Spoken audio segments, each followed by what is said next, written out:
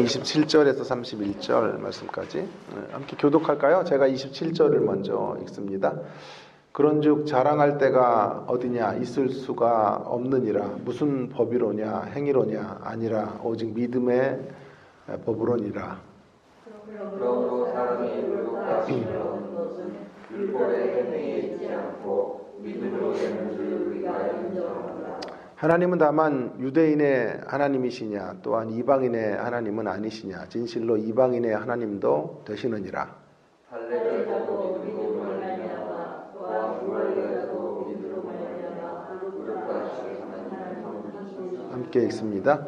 그런즉 우리가 믿음으로 말미암아 율법을 파기하느냐 그럴 수 없느니라. 도리어 율법을 굳게 세우느니라. 아멘. 날카로운 대립항인가 대립관계인가 무엇이 그렇단 말입니까? 하나님의 의라고 하는 것과 율법과의 관계가 날카로운 대립항인가 그런 질문을 던지고 있는 것입니다. 지난주에 이어서 하나님의 의를 우리는 계속 지금 생각해 보고 있는데요. 기본적으로 하나님의 의, 그러니까 믿음이니 구원이니 이런 얘기들을 로마서는 하나님의 의라는 주제로 앞부분에서 강조하고 있다라고 말씀을 드렸지 않습니까? 그 하나님의 의라고 하는 것. 하나님의 의는 오늘 본문에 있는 것처럼 믿음의 법이에요. 하나님의 의를 믿음으로 받기 때문에 믿음의 법이지 않습니까? 그래서 그 믿음의 법이기 때문에 어때요? 하나님의 의는 율법과 함께 설 수가 없죠. 그래서 3장 21절에 그래서 이런 말이 있는 거예요. 이제는 율법 외에 하나님의 한 의가 나타났다 이렇게 말하는 것. 율법으로 안 된다 이런 뜻이거든요. 율법으로는 안 되고 하나님의 의로 되는 거다. 율법으로 안 되고 행위로 안 되고 믿음으로 되는 거다. 그런 얘기를 말씀하고 있는 거죠. 그래서 하나님의 의인가 율법인가라고 양자택일식의 이제 물음을 던지면 우리 이 중에 하나를 선택해야 돼요. 선명하게. 우리는 망설임 없이 하나님의 의입니다. 우리의 구원은 하나님의 의로 인한 것입니다. 하나님의 의라는 건 하나님의 신실하심 때문입니다. 이렇게 말해야 되는 것이죠. 이런 면에서 날카로운 대립항을 갖고 있어요. 율법과 하나님의 의가. 오늘 좀 율법과 하나님의 의의 관계를 좀 잘 정리를 하면 우리 신앙생활을 굉장히 풍요롭게 할 수 있을 것 같은데요. 그래서 성경 안에 이런 이제 날카로운 대립항으로 이제 결단을 촉구하는 혹은 반응을 요청하는 말씀들이 많아요. 예를 들면 너무 많아서 뭐 다 열거할 수도 없고 두 구절만 제가 찾아봤거든요. 하나는 여호수아 24장 15절인데 여호수아가 임종을 앞에 두고 백성들을 모아놓고 말하잖아요. 만일 여호와를 섬기는 것이 너희에게 좋지 않게 보이거든 너희 조상들이 강 저쪽에 섬기던 신들이든지 또는 너희가 거주하는 땅에 있는 아모리 족속의 신들이든지 너희가 섬길 자를 오늘 택하라. 오직 나와 내 집은 여호와를 섬기겠노라 하니. 자, 이건 날카로운 대립항이지 않습니까? 우상을 섬기는 것과 하나님을 섬기는 것은 날카로운 대립관계예요. 그래서 두 가지 중에 하나를 선택해야 돼요. 신앙의 결단으로. 이런 경우에는 이것이냐 저것이냐 선택해라. 어떠한 주저함이나 망설임 없이 우리는 여호와만 선택하겠습니다. 이렇게 말해야 되는 요청을 할 때가 있다 이 말이죠. 신약의 대표적인 이러한 말씀은 마태복음 6장 24절이 아닐까요? 한 사람이 두 주인을 섬기지 못할 것이니 혹 이를 미워하고 저를 사랑하거나 혹은 이를 중히 여기고 저를 경히 여김이라 너희가 하나님과 재물을 겸하여 섬기지 못하느니라. 이 재물이라는 게 만몬의 신이에요. 인격적 세력이에요. 그래서 하나님과 대등한 자리에 올라 있으니까 재물이냐 하나님이냐라고 이제 날카로운 대립항을 만들어서 우리 가운데 결단을 촉구하는 거죠. 우리는 선명하게 이 대목에서 응답을 해야 돼요. 이와 마찬가지로 오늘 이제 믿음을 통해서 수렴되는 의와 하나님의 의와 율법의 측면도 이러한 날카로운 대립항의 측면이 있다 이 말이에요. 우리는 그래서 율법이 아닌 뭐로 구원을 받아요? 믿음으로 구원을 받는 거죠. 하나님의 의 때문에 구원에 이르게 되는 것이죠. 자, 지금까지의 설명이 이제 맞다면 우리는 이제 자연스럽게 이런 질문을 하게 돼요. 의 혹은 믿음과 율법의 관계를 그러면 그저 이렇게 날카로운 대립항으로 놓으면 다 끝나는 것인가요? 이제 그런 질문이 생기는데 이제 교파로 말하면 성경을 이렇게만 보는 사람들이 이제 루터파라고 흔히 얘기하는데 날카로운 대조로 율법과 복음을 설정하고 율법은 폐기되고 이제 성경의 복음이 신약 시대는 복음의 시대이고 율법은 더 이상 이제 기능이 없는 것처럼 이야기를 하는데요. 우리는 그렇게 믿지 않고요. 우리는 그래서 제가 이것과 좀 대조를 이루는 한 대목을 벵겔이라는 사람의 표현을 빌려서 여러분들에게 제안하고자 하는 거죠. 부드러운 대립이에요. 그러니까 날카로운 대립항이 아니라 부드러운 대립으로 봐야 된다라고 하는 건데요. 분명히 대립이 존재하는 거죠. 하나님의 의와 율법은 대립 관계예요.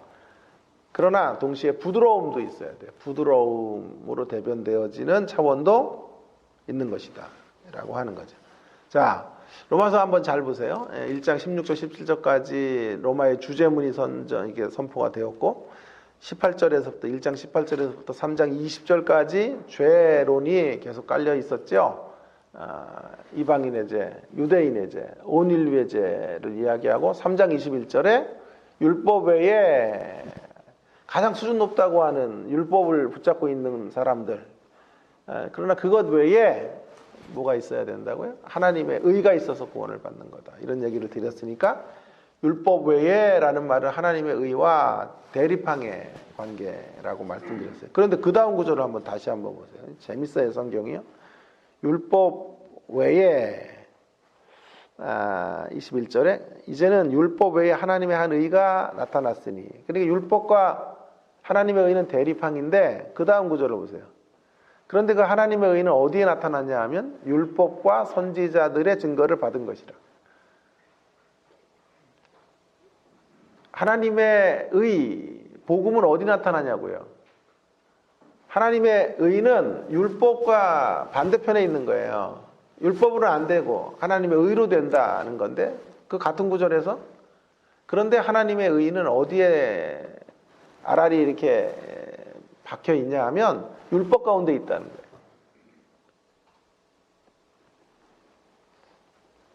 그러니까 날카로운 대립이 아닌 거예요.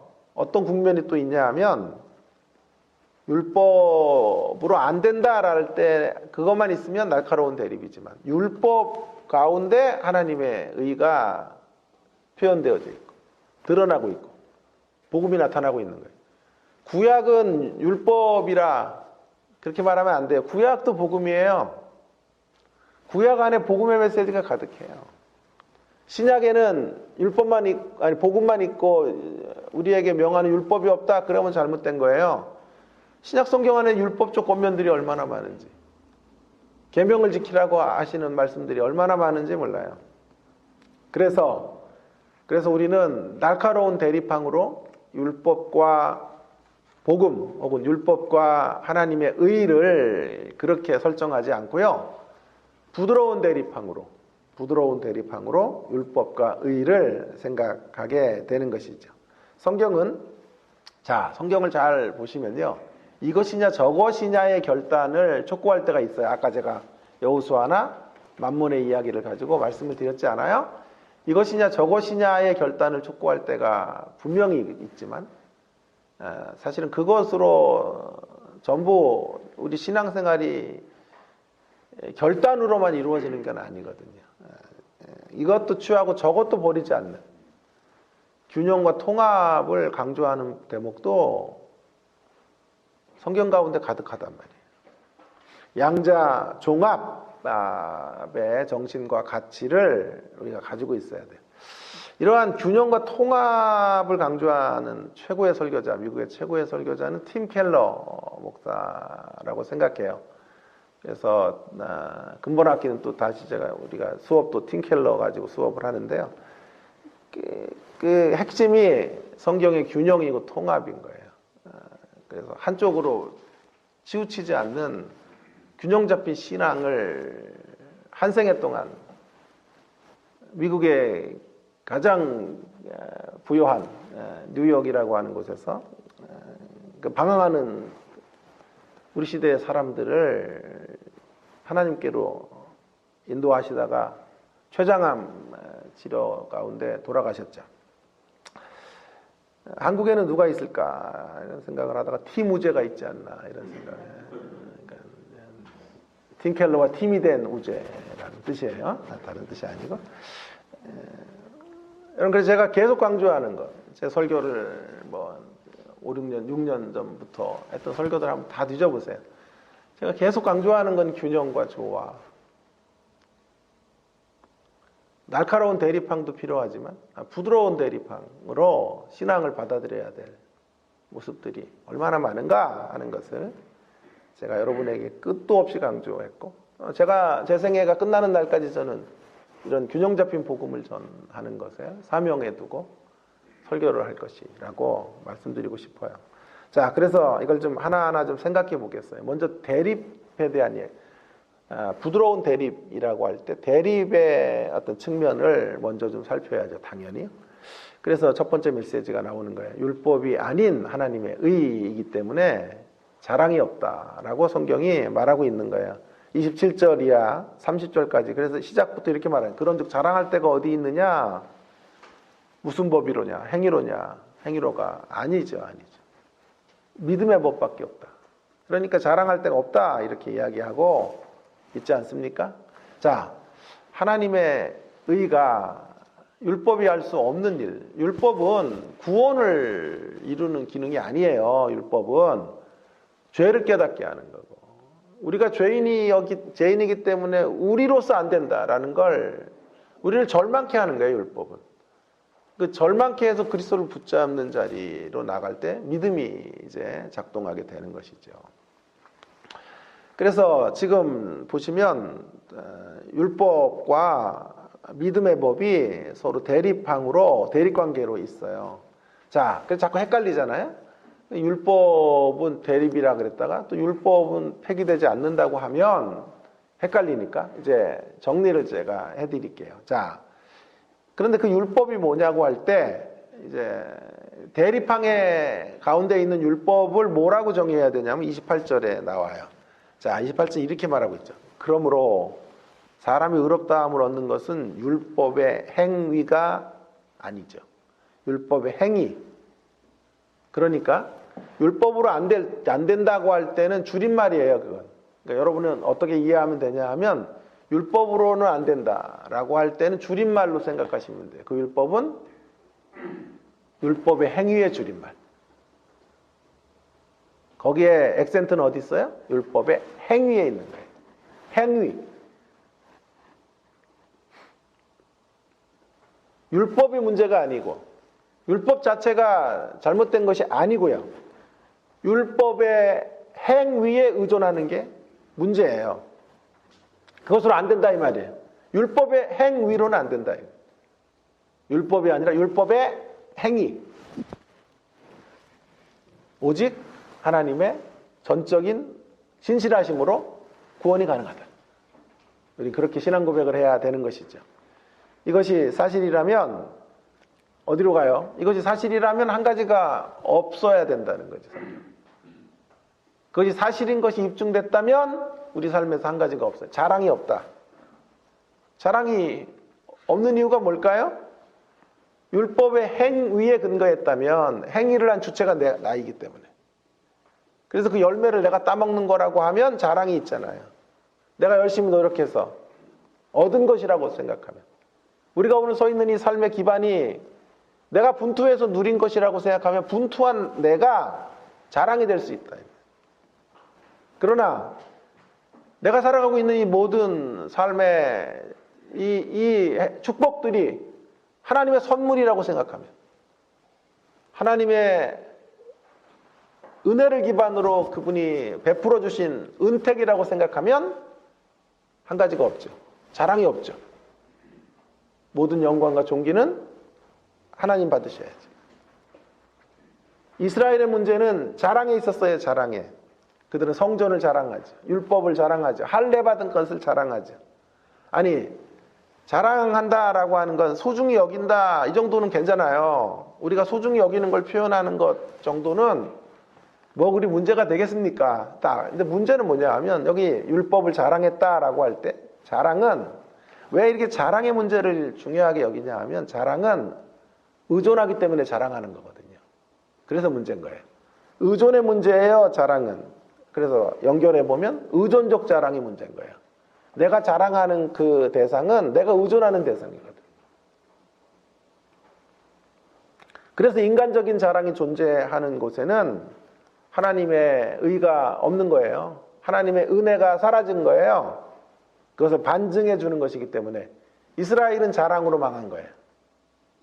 인간적 자랑을 늘어놓다가 하나님의 심판을 받는 자리로 나아가게 된 거죠. 자, 우리는 이 대목에서 우리의 자랑과 관련된 하나님의 다루심을 좀 잠시 생각해 볼 필요가 있겠는데요. 우리 하나님은 어떤 하나님으로 우리 가운데 때때로 일하실까요? 예, 우리를 벼랑 끝으로 몰아 세우시는 경우가 많아요. 그죠? 제 표현으로 말하면 벼랑 중간에서 좀 건져준다거나, 벼랑으로 가려고 할 때쯤 우리를 좀 이렇게 도와주시면 좋을 것 같은데 그러지 않으신단 말이에요. 그래서 마지막 벼랑 끝까지 서서 하나님을 향해 애걸복걸하고 눈물 콧물을 쏟아내고 그 마지막 위기의 순간에 우리를 낚아채듯 건져주신 하나님의 모습들을, 하나님의 다루심들을 우리는 우리 삶에서 수없이 보죠. 그렇게 위기를 건너고 또 위기를 건너가도록 하시는 하나님의 인도하심을 우리는 목도하게 됩니다. 왜 그럴까요? 마지막에 낚아채서 건져주실 수 있는 능력자라면 아예 그 고통의 자리로 들어가기 전부터 아예 차단해 주셔도 되는 하나님이셨을 텐데 왜 그러실까요? 이유는 딱 한 가지예요. 그렇게 해서 건져짐을 받으면 그것은 우리의 노력의 대가로 얻은 것이 아니에요. 하나님의 은혜로, 하나님의 불쌍히 여겨주심으로 얻게 된 것임을 평생 고백할 수밖에 없어요. 그죠? 평생, 오늘 성금요일이라서 그런가 이렇게 반응들이 없어요. 자, 평생 그것을 하나님 앞에 인정하고 살아갈 수밖에 없는 것이지. 하나님이 하신 것임을 분명히 사인하고 기억하게 하시려고 하는 거죠. 그 어떤 인간적인 자랑이 설 근거가 없게 하시려는 거예요. 하나님이 우리에게 계속 경종을 울리는 대목이 바로 이 대목인데요. 인간적인 자랑에 대하여.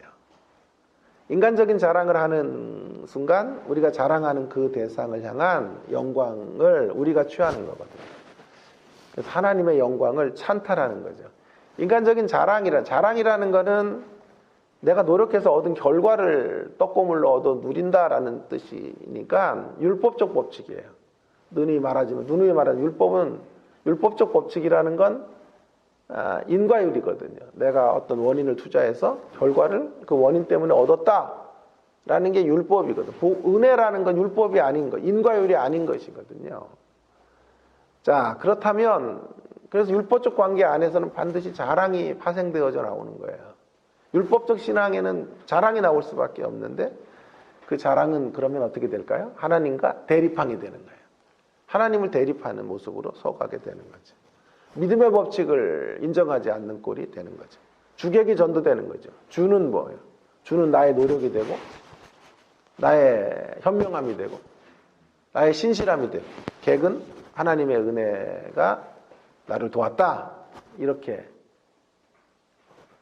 주객이 전도되는 꼴이 되는 거죠. 입술로는 하나님을 찬양하는 것 같지만 슬그머니 하나님의 영광의 자리를 찬탈하는 거죠. 찬탈. 그러면 그것은 하나님과 겨루는 삶이 되는 거예요. 하나님과 겨루어서 이길 수 있는 자는 없죠.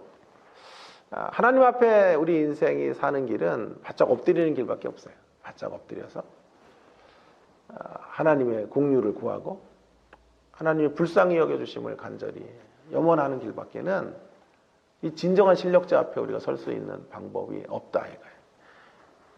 그래서 인간적인 자랑을 하는 것은 율법적 행위를 붙잡고 하나님과 첨예화된 대립관계에 서는 것과 같다라고 말할 수 있겠어요. 그렇게 되면 하나님은 잠잠히 가만히 계시지 않죠. 그때 우리가 자랑하는 것들을 흔들어 내시죠. 그래서 인간적인 자랑이 추락하는 삶의 빌미가 되도록 하나님께서 그렇게 심판하게 되시는 거예요. 그래서 늘 이런 의존적 자랑, 유대인들이 범했던 의존적 자랑을 조심하며 우리가 살아가야 돼요. 그래서 27절에 그런즉 자랑할 데가 어디냐, 자랑할 데가 없다라고 말하는 거예요. 사사기 9장 53절에 보면 아비멜렉, 기드온의 아들 아비멜렉이 불법적인 방식으로 세겜성 사람들과 함께 머리가 돼요. 머리가 통치자가 되려고 해요. 반란을 일으켰죠. 그리고 머리가 된 것을 자랑하는데요. 참 재밌게 사사기 9장 53절에 그 아비멜렉이요, 여자가 성에서 던져 떨어뜨린 맷돌에 머리가 맞아 죽어요. 그래서 아비멜렉은 이렇게 어느 주석가가 설명했더군요. 머리가 되려다 머리가 깨어져 죽은 사람. 머리가 되려고 자기가 머리가 된 것을 자랑하다가 머리가 깨어져 죽게 되는 거예요. 그러니까 머리가 되는 것을 자랑하는 사람은 머리 위에 재앙의 숯불을 올려놓는 것과 같다라고 성경이 경종하고 있는 것이죠. 이것이 첫 번째 대립의 측면이에요. 자, 이제 두 번째는 31절을 중심으로 부드러움의 측면을 좀 생각해 보십시다. 부드러움의 측면은 율법과 믿음, 율법과 하나님의 의가 가지고 있는 부드러운 관계에 대해서 좀 생각해 보시죠. 그래서 마지막 구절에 이런 말이 나오는 거예요. 31절이 중요하기 때문에 한번 같이 읽어볼까요? 시작. 그런즉 우리가 믿음으로 말미암아 율법을 파기하느냐? 그럴 수 없느니라. 도리어 율법을 굳게 세우느니라. 지금까지의 여러분 이렇게 논증에 따르면 이제 31절에 나온 질문의 답은 이런 질문이었죠. 그런즉 우리가 믿음으로 말미암아 율법을 파기하느냐? 예, 그렇습니다. 이렇게 답할 것 같죠. 율법으로 안 되니까. 율법에 하나님의 한 의가 나타나야만 되니까. 그렇게 가야 될 것 같은데 사도 바울의 논리가 참 재밌잖아요. 그런데 아니라 믿음으로 말미암아 율법을 파기하느냐? 그럴 수 없다. 그렇다가 일관적인 답일 것 같은데 그럴 수 없다라고 말하고 있는 거죠. 오히려 믿음이 율법을 굳게 세운다라고 말하는 거죠. 그러니까 율법과 의, 율법과 믿음에 이런 부드러운 측면이 있는 거예요. 이걸 좀 멋있는 말로 한번 만들어 볼게요.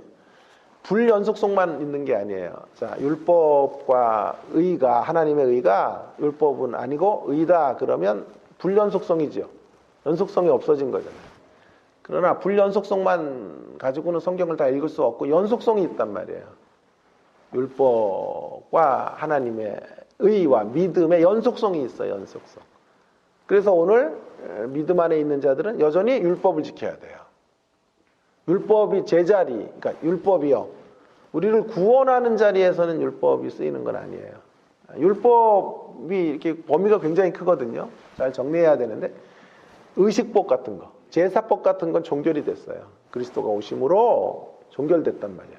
그러면 제사법과 의식법, 율법 중에 제사법과 의식법의 영역은 불연속성이죠. 불연속성이죠, 그건. 그러나 시민법 같은 거, 율법 안에 하나님의 백성들이 살아가야 되는 원리나 원칙들 같은 건 오늘도 우리 예수 안에 있는 백성, 주의 자녀들이 살아가야 될 원리로 가지고 와야 돼요. 그 정신을 이어가야 돼요. 자, 그러니까 연속성이죠. 불연속성이라고 하는 건 모델하우스 짓다가 이제 건물 들어오면 모델하우스를 더 이상 필요가 없는 거예요. 그런 측면이 있고, 그런 측면은 어떤 제사 같은 거. 구약의 제사는 예수의 제사로 영 단번에 한 번에 드린 속죄의 제사로 완성이 되니까 그건 불련 속성이란 말이에요. 그러나 이스라엘의 시민법 같은 것들은 연속성이에요. 오늘도 예수 믿는 자들이 그 정신을 따라 시대는 바뀌었지만 그 계명의 말씀을 주신 하나님의 의도를 따라 오늘에 맞게 그걸 적용해서 살아가야 되는 거예요. 그러니까 지금 사도 바울이 두 번째 측면을 이야기하는 거예요. 두 번째 영역도 고민해야 된다라고 말하는 거죠. 시민법과 윤리적 규범들은 구원받은 후에 거룩을 위해서 쓰여야 되고 성화를 위해서 우리의 성화를 촉진하는 도구가 율법이다. 이렇게 말하고 있는 거예요. 그래서 이게 헷갈릴 것 같아서 제가 말한 거란 말이에요. 율법의 행위는 종결. 율법의 행위로는 구원이 없어요. 그러나 율법은 구원받은 자가 어떻게 살아야 될지를 말해주는 기준이 돼야 돼요. 그래서 율법은 귀한 거예요. 율법은 선한 거예요. 그렇기 때문에 제가 여기다 말을 하나 만들었어요. 율법을 굳게 세우는 하나님의 믿음이기에 자랑스러움은 있어야 된다. 자랑스러워요, 자랑스러워. 그죠? 자랑은 없어야 돼요. 인간적인 자랑은 없으나 자랑스러움은 있어야 한다고 제안하고 싶어요. 율법이 아니라 하나님의 의로 되었기 때문에, 믿음으로 되는 거기 때문에 자랑은 없어요. 그러나 보세요. 근데 그 믿음의 길에서 율법을 다시 이루어갈 수 있는 경지로 우리를 초대하셨어요. 신묘막측한 하나님의 복음의 초대장 가운데 우리가 들어와 있어서 우리를 하나님이 완성해 가시기를 원하시고 의와 거룩으로 지어져 가기를 하나님은 계획하시고 다시 율법의 자리를 재설정해 주셔서 율법이 구원에 이르는 길은 아니지만 구원받은 자의 삶의 지표가 되고 규범이 되고 원리가 되고 가치가 되도록 역사하시는 거예요. 그래서 우리를 그렇게 성숙한 사람, 그렇게 놀라운 하나님의 은혜의 백성으로 만들어가려는 하나님의 계획, 그것이 우리의 자랑스러움이에요. 자긍심이에요. 자긍심. 자, 이러한 주님의 우리를 향하신 인도하심에 대한 자긍심을 요한복음 14장 6절로 제가 잠시 설명을 해보겠습니다. 거기 예수님께서 내가 곧 길이요 진리요 생명이라고 말씀하셨어요. 예수님이 누구신가 라고 하는 것은 우리가 어디에 초대된 인생인가 하는 것과 직결되는 이야기인데요.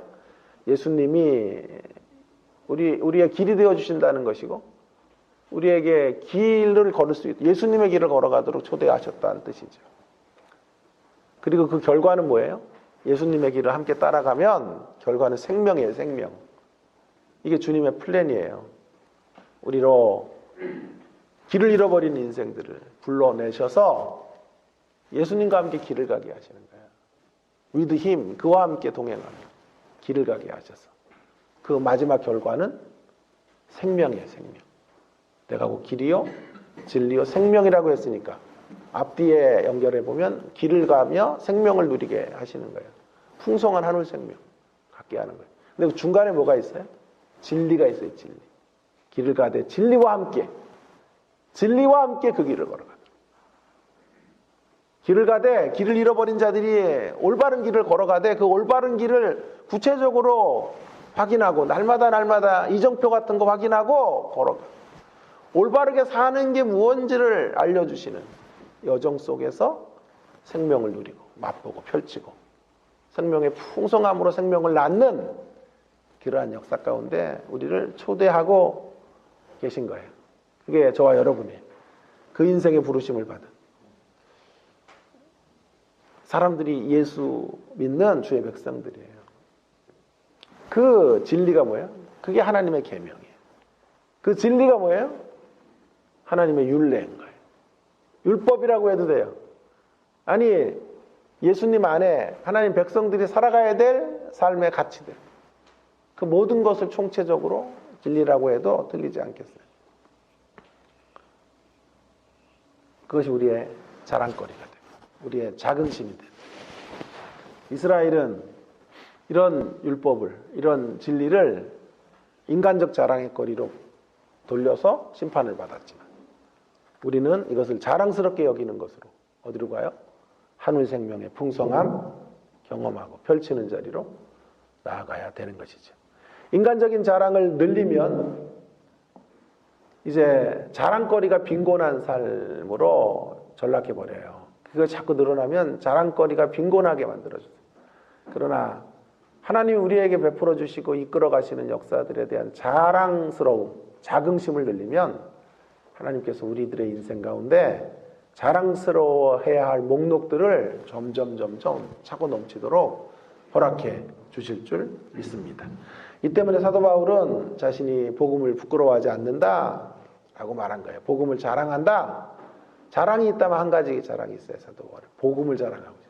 이 복음을 통해 우리가 어떤 인생으로 초대받았고 어떤 삶의 여정을 따라 생명에 이르게 되는지를 복음이 말해주기 때문에 자기는 복음을 자랑하며 살겠다라고 그렇게 우리 가운데 도전하고 있는 것이죠. 복음에 대한 자긍심으로 살아가겠다. 자, 자랑이라는 건요, 자랑거리에 대한 신뢰에 기인한 거예요. 내가 자랑하는 그 대상에 대한 신뢰가 자랑을 만들어요. 그런 자랑스러움은요, 자긍심이라는 건 자랑거리를 주신 분에 대한 신뢰이기 때문에 달라요. 자랑은 자랑거리에 대한 신뢰, 자랑스러움은 자랑거리를 주신 분에 대한 신뢰. 우리는 자랑거리를 주신 분을 신뢰하고 그분을 높이고 오직 그분에게만 아름다운 영광을 돌려드리는 그런 신앙의 길을 걸어가는 저와 여러분 되기를 주의 이름으로 축원합니다.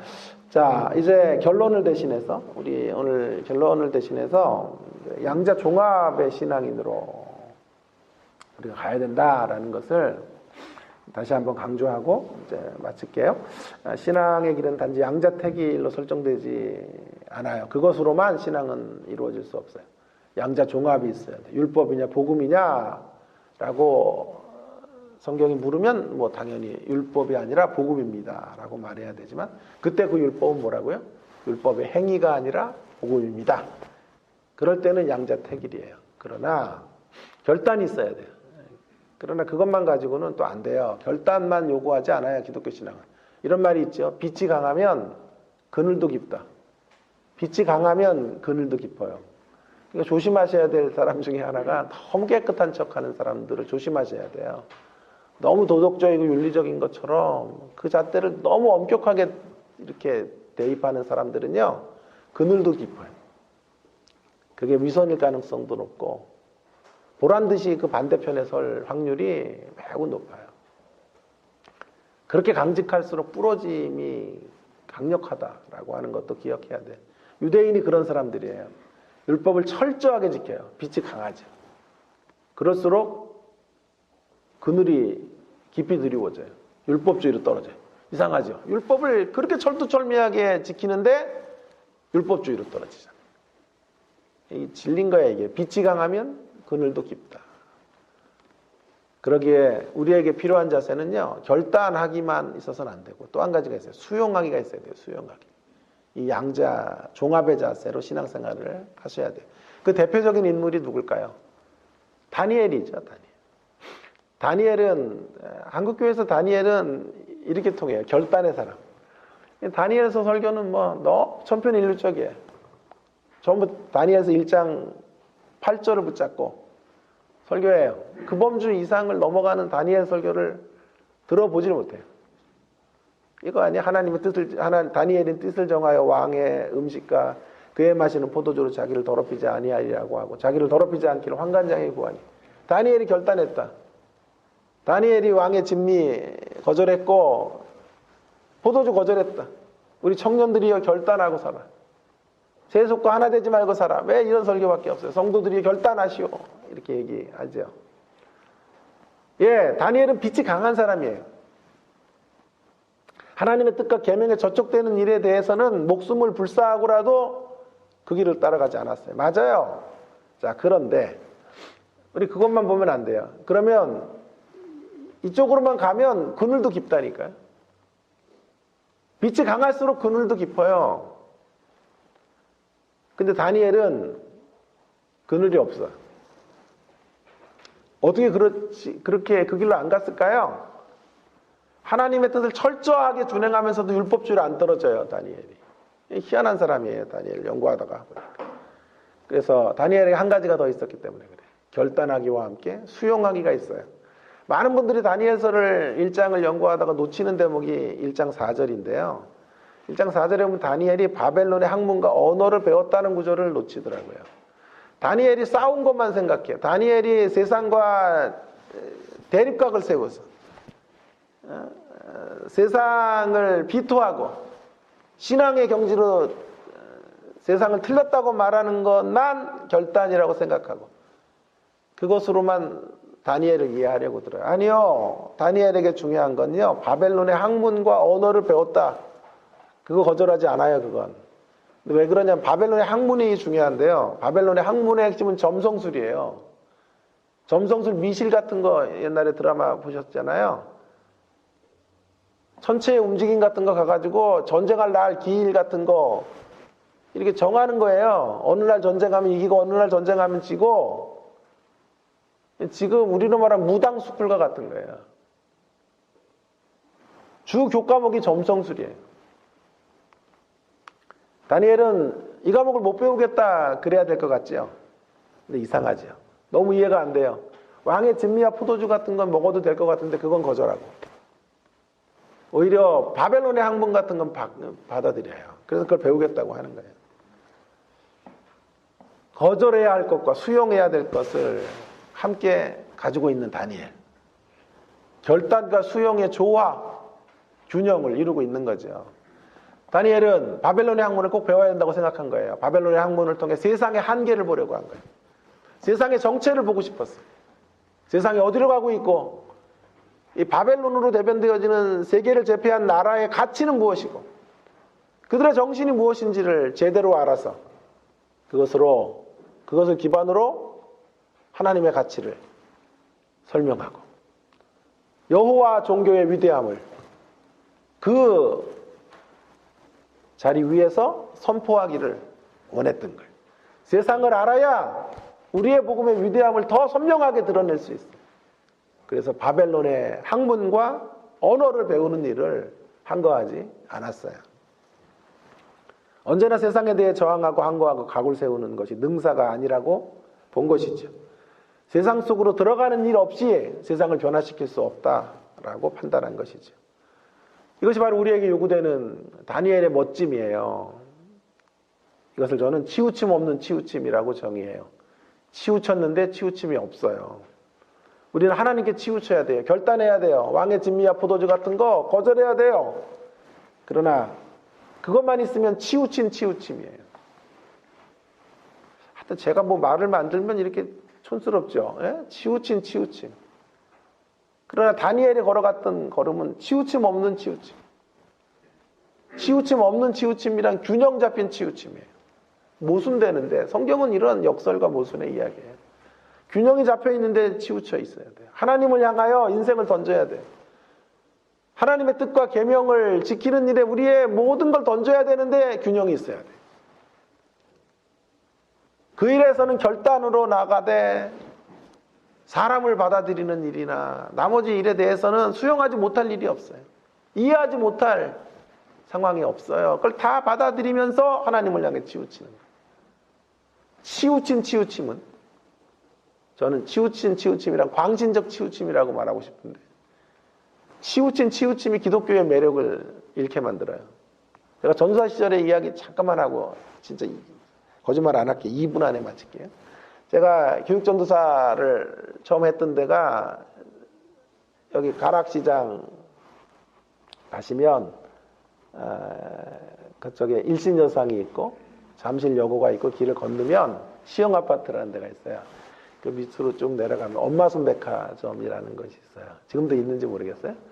이름이 너무 희한하죠. 엄마 손배가 아빠 발인가 엄마 손인가 하여튼 그래서 그 백화점 그 건너편에 이제 저희 상가가 제가 전도사 생활을 시작했던 교회인데 이 은사가 굉장히 강했던 목사님이에요. 그래서 매일 뭐 하시냐면 이렇게 기도해서 쓰러뜨리고 이렇게 그 침대를 이렇게 놔도 거기 눕혔다가 30분 뒤에 깨어나고 또 쓰러뜨리고 저는 이제 바람잡이 하는 거죠. 여기서 찬송가 막 불길 같은 성진이 한 300번 정도 부르고 있고 그때 목이 이렇게 된 거예요. 눈도 이렇게 되고 그래서 찬양도 안 되는데 막 통성기도를 시키고 분위기를 띄우면 이분이 이제 한 사람씩 쓰러뜨리고 일으키고 하는 교회였는데 근데 그때는 이제 처리하를 어떻게 해요?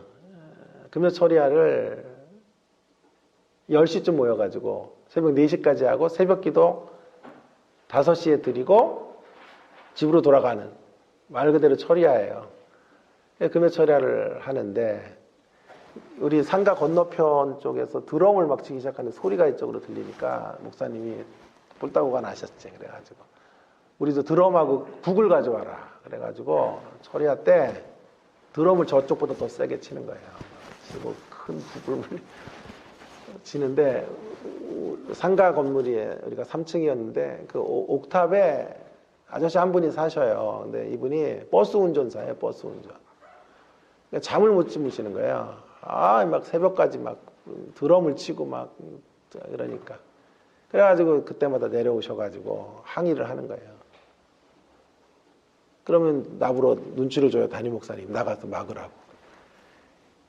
저같이 이렇게 순둥이가 어떻게 그걸 막아요. 그래 가자마자 그분을 안고 나가서 무릎을 딱 꿇어요. 제가 잘못했다고 죄송하다고 제가 힘이 없다고 저도 이러고 싶지 않은데 저 담임 목사라는 작자가 내 말을 안 듣는다고 그래가지고 무릎을 꿇고 막 정말 용서를 구한다고 기독교의 모습이 이래서는 안 되는데 정말 죄송하다고.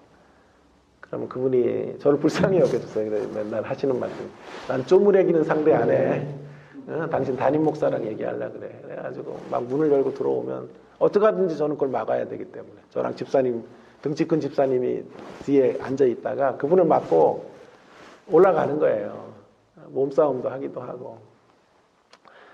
그래도 멈추질 않아. 그래서 제가 담임 목사님한테 조심스럽게 그런 이야기를 좀 권면을 드렸더니 그게 사탄의 세력이라고. 찬양을 방해하는 세력을 가만두면 되냐고. 약하면 안 되다고. 그러면서 네가 막어. 그래가지고 올 때마다 막으라 그러고 찬양을 부르는 거예요. 그러다가 이분이 차 운전을 하다가 사고를 낸 거예요. 잠을 못 주무시고 가서 운전을 해가지고. 그때부터는 이제 난리가 난 거죠. 확성기를 가지고 와가지고 예배를 드릴 때 밖에서 1인 시위를 하시는 거예요.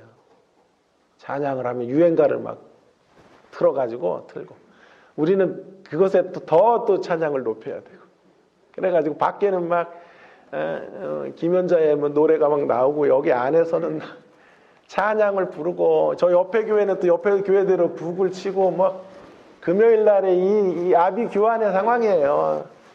나는 여기서 막 또 통성기도를 시키고 막 그래서 또 사람은 또 막 쓰러지고 자빠지고 집사님들은 또 그 사람 맞고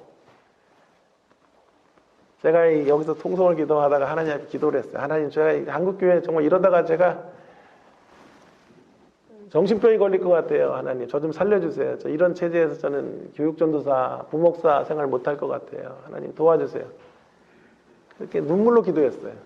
유학 가가지고 교수 된 거예요. 그래가지고 그거 도피처로 제가 유학을 가서 하나님께서 그래 너 이제 넌 목회는 안 되겠다. 그래서 교수로 뽑아가지고 한 거죠. 여러분 그래서 그때부터 난리가 났는데 교회는 끄떡도 하지 않으니까 이분이 이사를 가시더라고요. 아마 그분은 평생 기독교인이 안 될 거예요.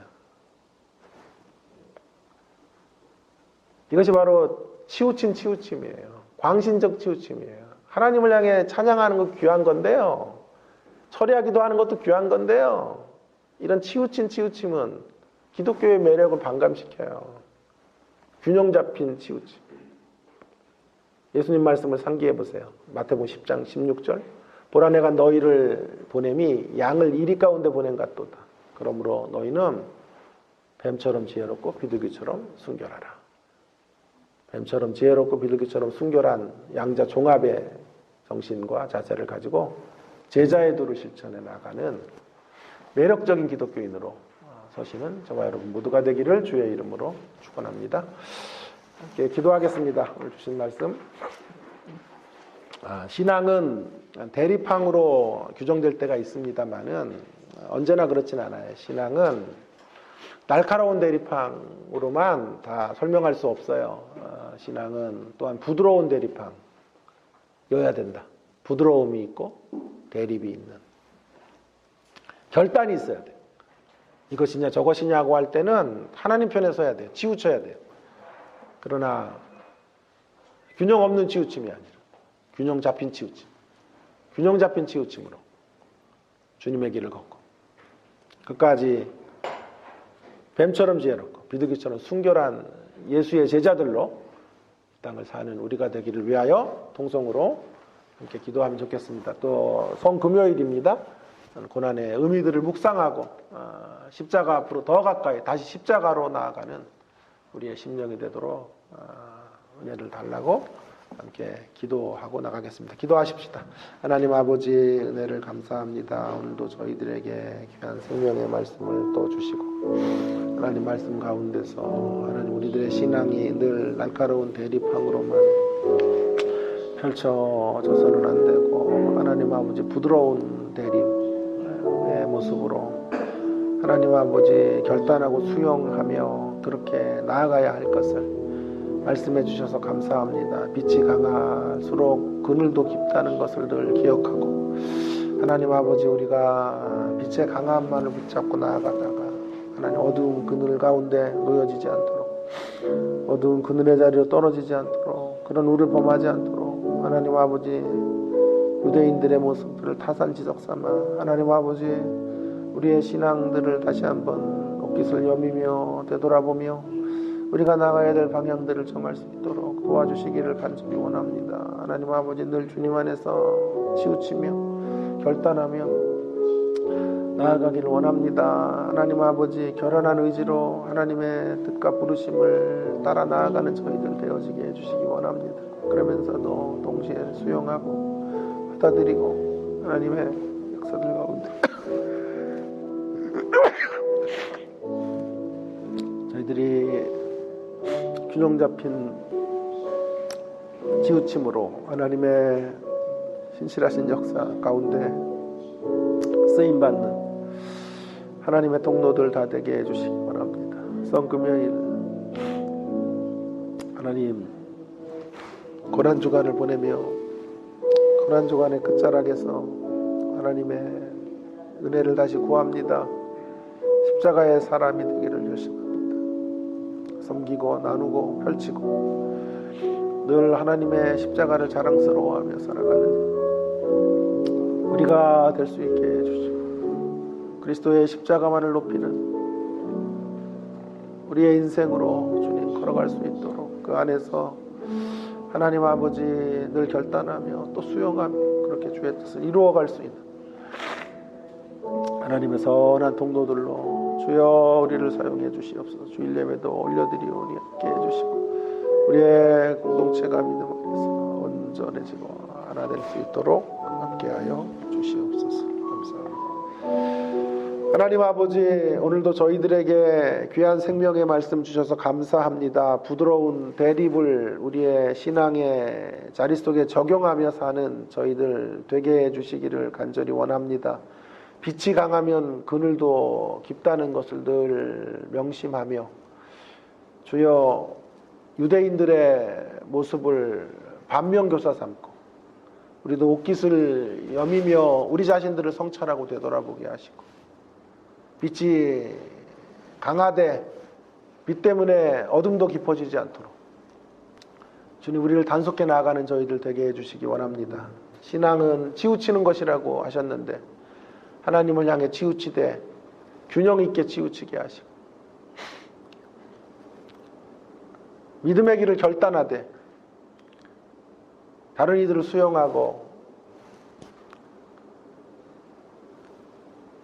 뱀처럼 지혜롭되 비둘기처럼 순결하고 비둘기처럼 순결하되 뱀처럼 지혜로운 그런 양면의 모습으로 믿음의 행진을 계속해 갈 수 있도록 주여 함께 해주시기를 간절히 원합니다. 고난주간의 끝자락 성금요일을 저희들이 지나 또 토요일 우리가 예배로 저희들이 나와왔습니다. 주님의 십자가를 깊이 묵상하는 오늘 한날이 되어지기 원합니다. 십자가의 사람으로 살아가기를 결심하고 그렇게 십자가의 길을 따라가는 저희들의 남은 인생 되도록 주여 함께해 주시기를 간절히 원합니다. 또 부활주일 예배로 저희들이 모일 때 부활의 주님을 다시 한번 만나고 경험하고 부활의 신앙으로 다시 일어서는 놀라운 회복이 있는 주일 예배가 되도록 함께하여 주시옵소서. 이 시간도 개인으로 또 우리가 기도할 때 우리의 기도 속에 함께하시고 은밀한 중에 응답해 주시는 주님의 응답의 역사를 경험하는 소중한 기도의 시간 되게 역사하여 주시옵소서. 감사합니다. 예수님 귀하신 이름으로 간절히 기도 올리옵나이다. 아멘.